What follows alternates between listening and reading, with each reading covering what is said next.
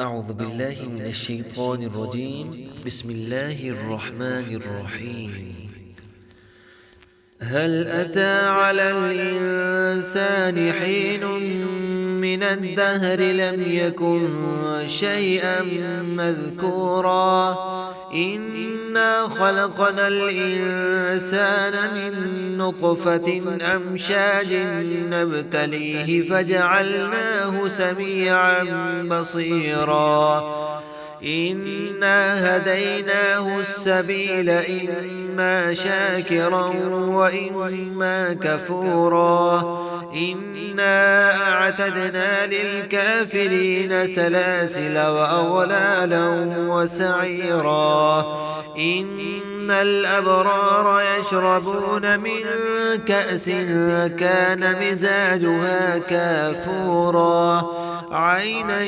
يشرب بها عباد الله يفجرونها تفجيرا يوفون بالنذر ويخافون يوما كان شره مستطيرا ويطعمون الطعام على حبه مسكينا ويتيما وأسيرا إنما نطعمكم لوجه الله لا نريد منكم جزاء ولا شكورا إنا نخاف من ربنا يوما عبوسا قمطريرا فوقاهم الله شر ذلك اليوم ولقاهم نضرة وسرورا وجزاهم بما صبروا جنة وحريرا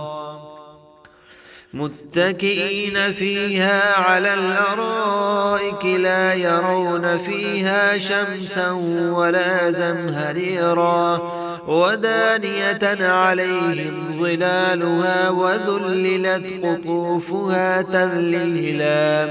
ويطاف عليهم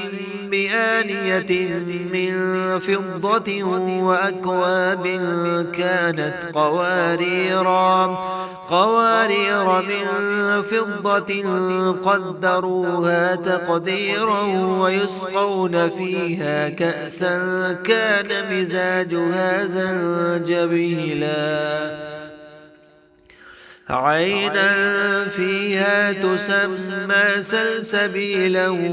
ويطوف عليهم ولدان مخلدون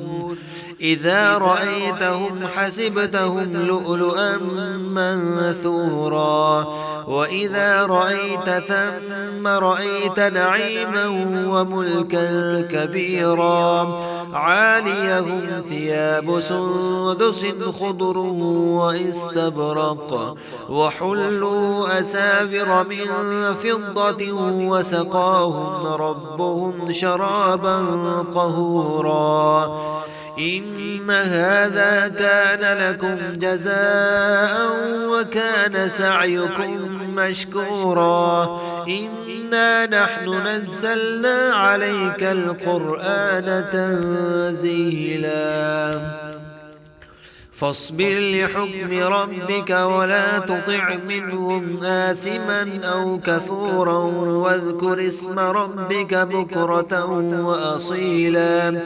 ومن الليل فاسجد له وسبحه ليلا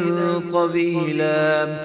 إن هؤلاء يحبون العاجلة ويذرون وراءهم يوما ثقيلا نحن خلقناهم وشددنا أسرهم وإذا شئنا بدلنا أمثالهم تبديلا إن هذه تذكرة فمن شاء اتخذ إلى ربه سبيلا